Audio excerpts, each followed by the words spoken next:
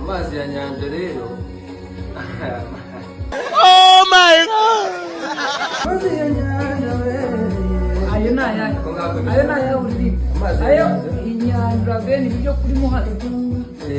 Ni nyanja muri Pacific Ocean.